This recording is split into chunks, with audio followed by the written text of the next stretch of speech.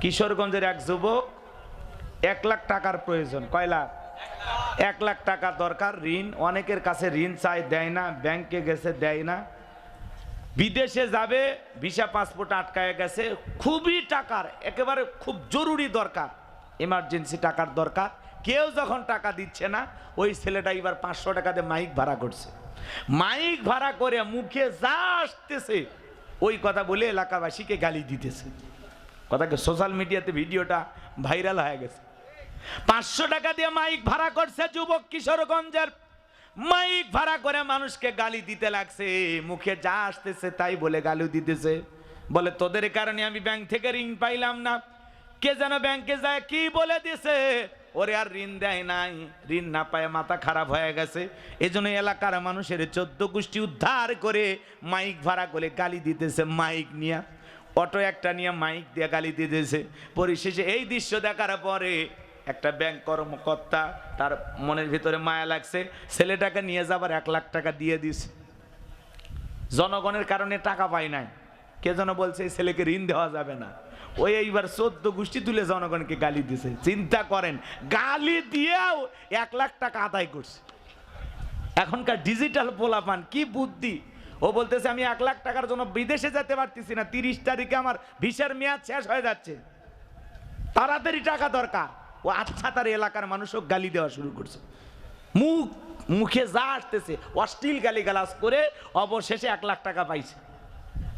তাহলে গালি দেওয়ার লাভ হইল না? কি বলেন? মানুষ এমনি দেয় না, সোজা দেয় না, একটু বাঁকা পথে হইলেই দেয় না। কি বলেন? আল্লাহ ছেলেকে সঠিক বুঝ দান করুক, এরে হেদায়েত দান করুক আল্লাহ। জোরে কোন আমিন। এজন্য যুবক, তোমাদের জন্য কিছু স্পেশাল আলোচনা আমি করব, কারণ যুব সমাজকে ঠিক করা লাগবে। কথা বলেন, এই যুবকদের রক্তের উপর ইসলাম প্রতিষ্ঠিত হবে। কথা বলে ঠিক না? এই যুবক, তোমার আর ঘুমাইলে চলবে না, ঘুম থেকে জাগ্রত হও। যুবকেরা যদি একবার জেগে ওঠে, সেই জাতিকে থামানোর শক্তি পৃথিবীর কারণে। কথা বলেন ঠিক না? এজন্য যুবক, তোমাদের প্রস্তুত থাকতে হবে। একটু অপেক্ষা করো, তোমাদের জন্য কিছু স্পেশাল আলোচনা হবে ইনশাআল্লাহ। আমার ভাইয়েরা, দিল দিয়ে কথাগুলো বোঝার চেষ্টা করেন।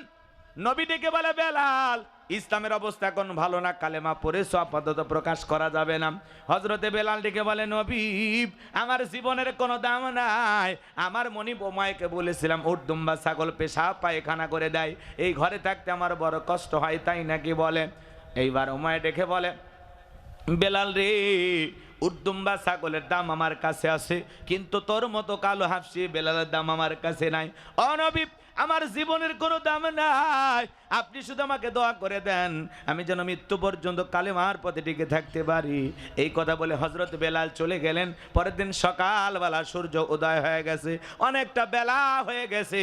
হযরতে বেলাল দরজা খোলে না। এইবার অন্য চাকর বাকর যারা আছে নালিশ নিয়ে চলে গেছে ওমায়ের কাছে, যা বলে, নেতা, এখন পর্যন্ত বেলাল দরজা খোলে নাই, তাই নাকি? বলে, হ্যাঁ, ঠিক আছে, চলো যাই। দরজায় ডাক দেয়, বেলাল দরজা খোল। হযরতে বেলাল দরজা খোলে না, জোরে করে ধাক্কা মারছে। যখন দরজা খুইলা গেছে, তখন এইবার ওমায় তাকায় দেখে যেই রাত্রিতে হযরত বেলাল কালেমা পড়ে মুসলমান হয়েছে, ওই রাত্রিতে একটা উট দুম্বা ছাগলের কাছে কোনো পেশাব পায়খানা নাই। জোরে কোন মারহাবা। এইবার ওমায় ডেকে বলে, চাকরের দল, বেলালের বিরুদ্ধে মিথ্যা অভিযোগ দাও। তোমরা যখন ঘুমাচ্ছিলে বেলাল তখন ময়লা আবর্জনা পরিষ্কার করেছে, যাও নিজেদের কাজ করো, যাও। এই কথা বলে ওদেরকে দাঁড়িয়ে দিলেন। 1 পা 2 পা করে বেলালের কাছে চলে গেলেন। হযরতে বেলাল দেয়ালে পিঠটা লাগাইয়া জিব্বা নাড়ায়া জিকির করে কার। এইবার হযরত বেলালকে হালকা করে ধাক্কা মারছে, যখন জবান দিয়ে কালেমার আওয়াজ বের হয়েছে, তখন হযরতে বেলালের কণ্ঠে কালেমার আওয়াজ শোনার পরে ওমায় ডেকে বলে, বেলাল, তোর জবান দিয়ে কি শুনলাম, তুমি কি মুসলমান হয়েছ? হযরতে বেলাল ডেকে বলে, মুসলমান হয় যারা মিথ্যা কথা বলতে পারে না তারা, অকুলু কওলান সাদীদা। মুসলমানেরা হবে সত্যবাদী, মুসলমানেরা কখনো মিথ্যাবাদী হতে পারে? আমাদের সমাজে মিথ্যাবাদী আছে না নাই? সকালে মিথ্যা কথা বলে, বিকালে মিথ্যা, ভরা পেটে মিথ্যা, খালি পেটে মিথ্যা, ঘুমানোর আগেও মিথ্যা, ঘুম থেকে উঠেও মিথ্যা। মিথ্যা বলতে বলতে চেহারাটা বেঁকা হয়ে গেছে, 1 পা কবরে চলে গেছে। এত মিথ্যা কথা বলে, শয়তান পর্যন্ত বলে আমিও এত খারাপ না। কথা বলেন না কেন? মিথ্যাবাদী আছে না নাই? তবে ফরিদপুরে মিথ্যাবাদী থাকে না, ভারতে আছে না, এই জেলায় নাই, আপনাদের জেলাতেও আছে। তা আপনার নিজের জেলার বদনাম করলে আমার কিছু করার আছে? আমার ভাইরা দিল দিয়ে কথাগুলো বোঝার চেষ্টা করবেন। হযরতে বেলালকে এইবার উমাইয়াটাকে বলে, বেলাল তুমি যদি চাও উটদুম্বা ছাগলের মালিক বানায় দেব, থাকার জন্য ভালো ঘরের বাড়ির ব্যবস্থা করে দেব। হযরতে বেলাল ডেকে বলে, উমাইয়া দুনিয়ার কোনো পার্থিব সম্পদের বিনিময়ে বেলাল তার ঈমান বিক্রি করবে না, বলুন আল্লাহু আকবার। এইবার উমাইয়া ডেকে বলে, আমার কথা না শুনলে বড় নেতা আবু জেহেলকে খবর দেব। হযরতে বেলাল ডেকে বলে, এই পৃথিবীর কোনো মানুষকে দেখে আর বেলাল ভয় করে না, দুনিয়ার আবু জেহেলকে আর গোনার টাইম নাই, আমি দুনিয়ার কোন আবু জেহেলকে আর ভয় করি না, বলেন আল্লাহু আকবার। উমাইয়া দৌড়ে চলে গেছে আবু জেহেলের বাড়িতে, যা বলে, নেতা সংবাদ খুব খারাপ, আমার বাড়ির কিদোদাস বেলাল কালেমা পড়ে মুসলমান হয়েছে। তাই নাকি? বলে হ্যাঁ ঠিক আছে, যাও আমি আসতেছি। আবু জেহেল কিন্তু সাঙ্গপাঙ্গ ছিল, ক্যাডার মাস্তান ছিল, যাদের কাজই হলো মুসলমানদের উপর নির্যাতন জুলুমের স্টিম রোলার চালানো। আজও তাম পৃথিবীর দিকে তাকায় দেখবেন জালেমদের বিশেষ একটা বাহিনী থাকে, যাদের কাজই হলো টুপিওয়ালা দাড়িওয়ালা ইমানদার আল্লাহওয়ালাদেরকে টার্গেট করে করে জেলখানায় বন্দি করা। এইবার আবু জেহেল সাঙ্গপাঙ্গ নিয়ে হাজির হয়ে গেল। হযরত বিলালকে ডাক দিয়ে ডেকে বলে, বেলাল এইদিকে আয়, এসব কি শুনছি তুমি নাকি আব্দুল্লাহর বেটা মুহাম্মদ সাল্লাল্লাহু আলাইহি সাল্লামের কাছে গিয়ে কালেমা পড়ে মুসলমান হয়েছো?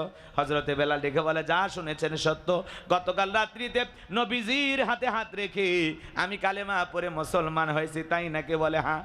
এ বেলাল, আমি তোমারে পার্সোনাল ভাবে মহাব্বত করি, তোমার সাথে আমি ঝামেলা করতে চাই না। ও বেলাল, আমি তোমাকে কিছু লোভনীয় প্রস্তাব দেব। এক নাম্বার হলো, তুমি যদি চাও উটদুম্বা ছাগলের মালিক বানায় দেব। 2 নাম্বার, থাকার জন্য ঘর বাড়ি যা লাগে ব্যবস্থা করে দেব। 3 নাম্বার, ব্যবসা বাণিজ্য যদি করতে চাও দেড়হাম টাকা পয়সা যা লাগে দেব। ও বেলাল, চতুর্থ প্রস্তাব, তুমি চাইতে দেরি, তোমার চাহিদাটা পূরণ করতে আমরা দেরি করব না। হযরতে বেলাল ডেকে বলে, আবু জেহেল রে, দুনিয়ার সব সম্পদ যদি আমাকে দিতে চাও, দুনিয়ার সব সম্পদ ছাড়তে রাজি, বিশ্ব নবীর কালেমা ছাড়তে রাজি নাই, বলেন আল্লাহু আকবার।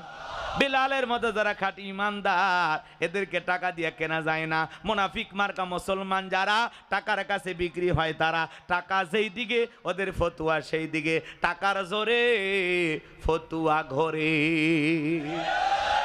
টাকা পাইলে বাতিলের 5 গোলাম হয়, টাকা পাইলে কয় ম্যাডাম আপনি জান্নাতি, 1 প্যাকেট বিরিয়ানি পায় কয় ম্যাডাম জান্নাতি। কথা কন, এরকম হুজুর আছে না নাই? রাগ করতেছেন মনে হয়, গভীর মনোযোগ দিয়ে কথাগুলো শুনে যাবেন বাজান। বেলালের উত্তরসূরি যারা, এরা টাকার কাছে ঈমান বিক্রি করতে পারে। গভীর মনোযোগ দিয়ে শুনবেন।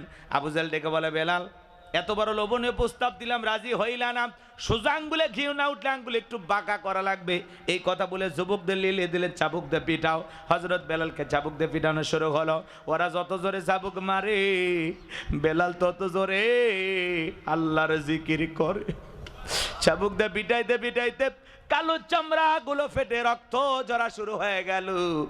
আবু জেহেল ডেকে বলে, বেলাল মারতে মারতে কালো চামড়া গুলো ফেটে রক্ত ঝরতেছে, তবু কি নবী মুহাম্মাদের কালেমা ছাড়বি না?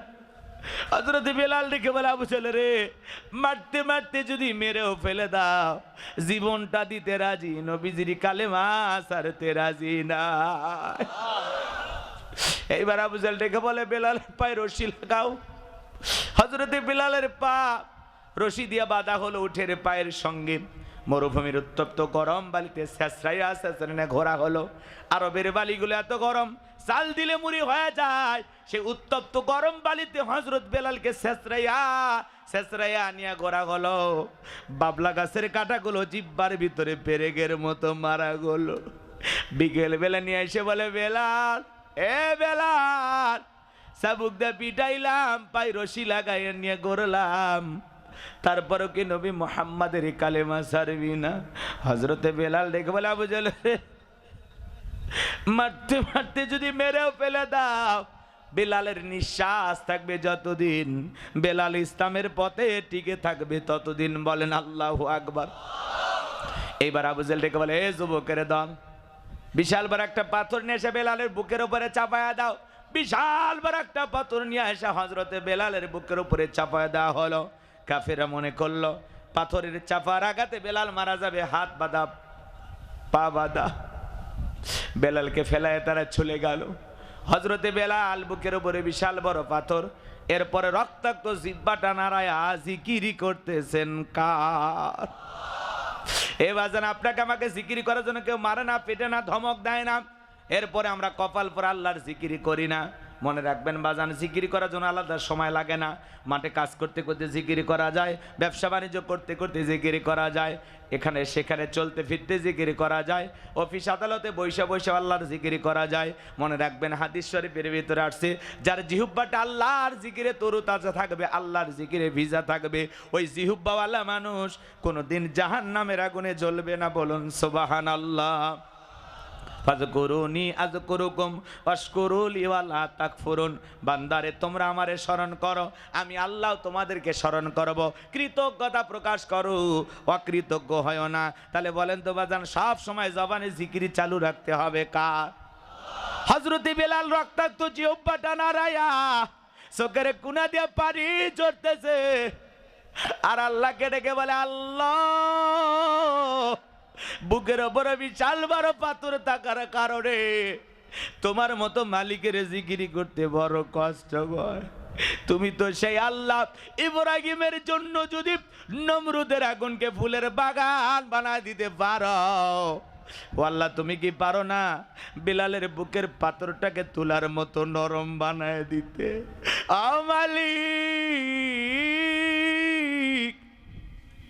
বুকের ওপরে পাথর থাকার কারণে তোমার নামে জিকিরি করতে বড় কষ্ট হয়। ও আল্লাহ, তুমি কি পারো না বেলালের বুকের পাথরটাকে তুলার মতো নরম বানায় দিতে?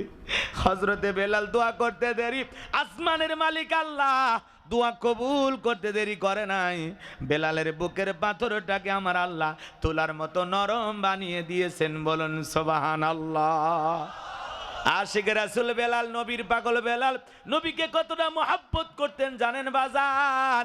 নবীজি যখন মক্কা নগরীতে পথ চলতো, বেলাল একবার ডানে যায় আর একবার বামে যায়।